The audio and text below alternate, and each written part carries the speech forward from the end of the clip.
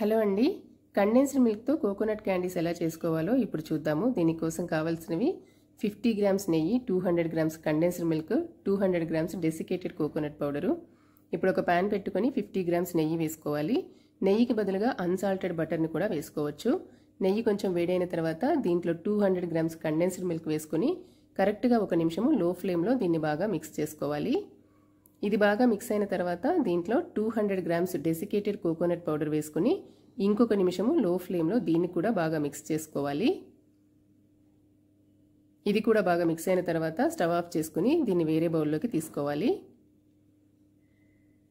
ఇప్పుడు 1 spoon coconut మిక్స్ని ఇలా చేతిలోకి తీసుకుని గట్టిగా ప్రెస్ చేయకుండా లైట్గా ప్రెస్ చేస్తూ సాఫ్ట్ బాల్ లాగా చేసుకుని దీన్ని కోకోనట్ పౌడర్లో రోల్ చేస్తే మన కోకోనట్ క్యాండీస్ రెడీ అయిపోతాయి.